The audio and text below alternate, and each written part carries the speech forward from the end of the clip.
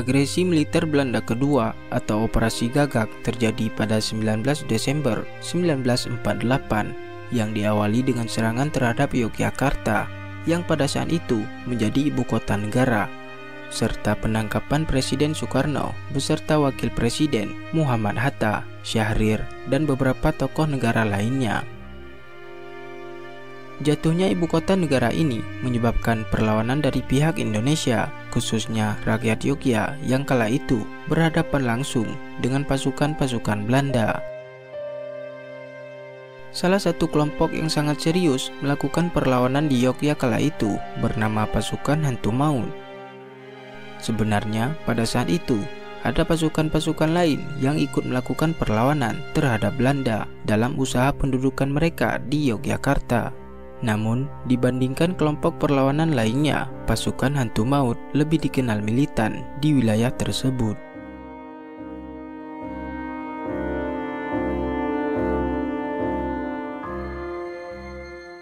Rekam jejak awal pembentukan satuan ini dikemukakan oleh Emi Wuryani dalam bukunya yang berjudul Perlawanan Akar Rumput, Partisipasi Masyarakat dalam Perang Kemerdekaan Indonesia 1945-1949, menyebutkan terbentuknya pasukan ini berawal ketika sejumlah pemuda berinisiatif kembali ke kampung di Kecamatan Margangsan untuk membentuk satuan kelompok laskar. 30 pemuda yang berasal dari kampung Pujokusuman bergabung dengan pemuda Keparakan Lor yang sudah aktif sejak 1945 untuk membentuk laskar baru bernama Sambar Gelap.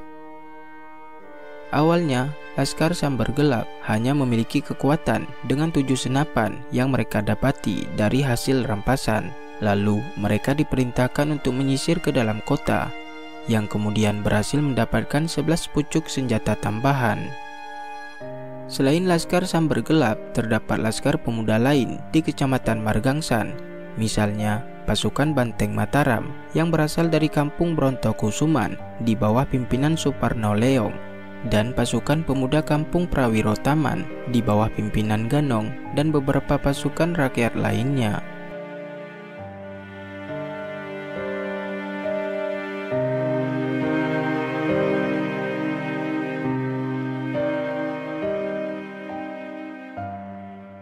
Atas inisiatif GBPH Pujokusumo yang tidak lain putra Sri Sultan Hamengkubuwono VIII, pada 9 Januari 1949, Laskar Sambar Gelap bersama laskar pemuda dari Brontokusuman dan Prawiro Taman melebur menjadi laskar baru yang kemudian diberi nama Pasukan Hantu Maut.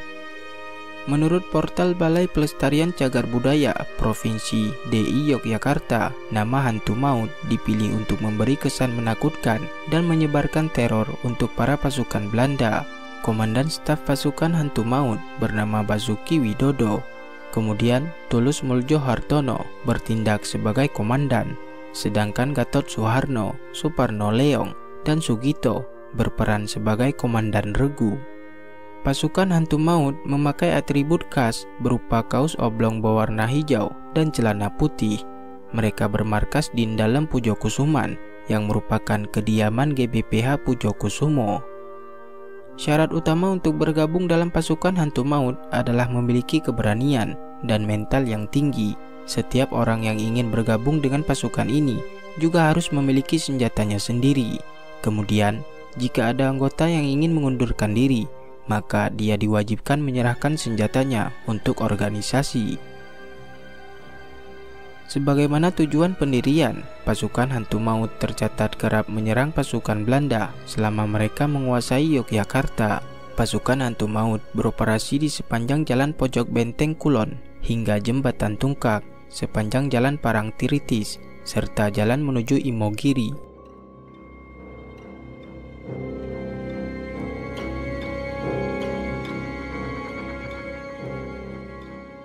Selanjutnya, pasukan Hantu Maut menjadi regu yang dilibatkan di pasukan polisi pelajar pertempuran atau P3.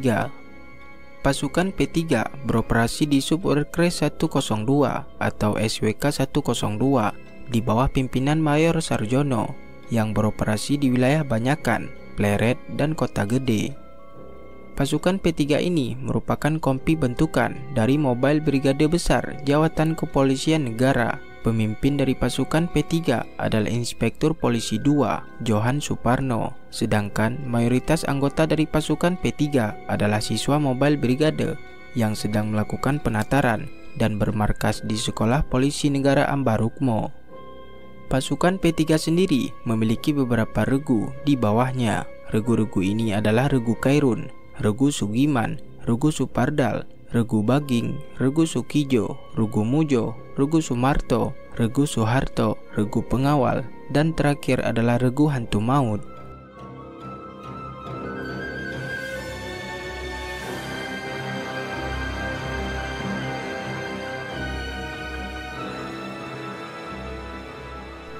Peranan para pasukan hantu maut, khususnya para pasukan yang tergabung dalam P3 pada agresi militer kedua adalah melakukan gerakan gerilya dengan melakukan serangan yang disebut kucing-kucingan terhadap tentara Belanda pada jam-jam malam.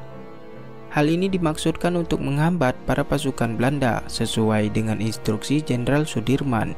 Penghambatan laju tentara Belanda ini berfungsi juga untuk memberikan kesempatan kepada para petinggi di Gedung Agung guna memutuskan langkah yang akan ditempuh selanjutnya.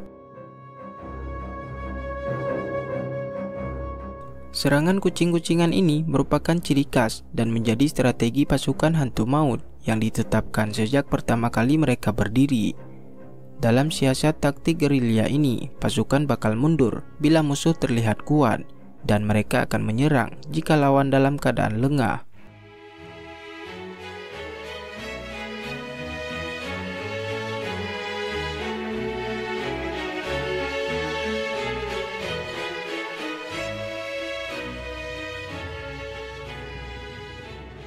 Pada 1 Maret 1949, sekitar pukul 6 pagi, sirene di seantero Yogyakarta berbunyi. Ini menandakan dua hal. Jam malam berakhir, sekaligus dimulainya serangan serentak untuk merebut kembali Yogyakarta. Serangan ini melibatkan seluruh kekuatan di Werkres 3 dalam rangka menggempur dan mengusir Belanda dari Yogyakarta. Sebanyak 2.000 orang menyerang dari berbagai arah. Dalam serangan tersebut, pasukan hantu maut tidak lagi tergabung di SWK 102, melainkan di wilayah sub Werkres 101 atau SWK 101. Di bawah pimpinan Letu Marsudi, mereka bertugas mencegah pasukan Belanda memasuki kota dari pos Pleret dan Kota Gede. Kemudian, dari markas Pujokusuman, pasukan hantu maut di bawah pimpinan Gunong berhasil mengadang konvoi pasukan Belanda di Pakel. Namun, mereka terpaksa mundur ke arah kuburan Nitikan karena kalah jumlah persenjataan.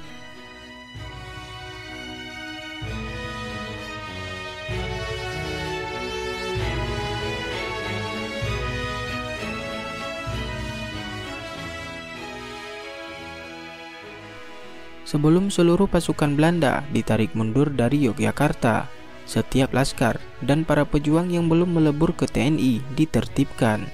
Hal ini berkaitan dengan larangan masuk ke dalam kota selain anggota TNI. Maka pada 25 Juni 1949, pasukan hantu maut dilebur ke Komando Batalion A atau Kombat A, Brigade 10, Werkres 3. Setelah itu, pasukan hantu maut ditempatkan di dalam kota, tepatnya di Sektor 3, kantor pos besar ke utara sampai rel kereta api. Sektor 5, rel kereta api ke utara bagian barat jalan raya. Dan Sektor 6, rel kereta api ke utara bagian timur jalan raya. Tugas ini adalah permintaan Mayor Saryono kepada Soeharto. Setelah semua pasukan Belanda ditarik pada 30 Juni 1949, pasukan hantu maut berubah menjadi pasukan keamanan kota atau PKK. Setelah Yogyakarta kembali aman, pasukan kemudian demilitarisasi dan mendapat kesempatan untuk kembali ke instansi atau ke sekolah masing-masing. Mereka juga mendapatkan kesempatan untuk meneruskan ke pendidikan militer bagi yang melewati tes, sementara mereka yang gagal kembali ke masyarakat dengan surat penghargaan. Kini, mantan anggota pasukan hantu maut tergabung dalam organisasi Kerukunan Keluarga Pejuang ex SWK 101 WK3 Yogyakarta. Organisasi ini bertujuan untuk menjalin hubungan kekeluargaan antar sesama anggota. Komunitas tersebut juga telah memugar dan meresmikan kembali Tetengger Markas Gerilya SWK 101.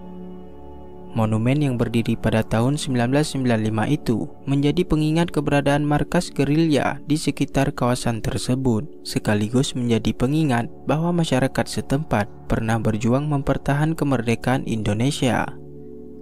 Panjang umur perjuangan, panjang umur kemerdekaan. Inilah aku yang suka belajar dari sejarah.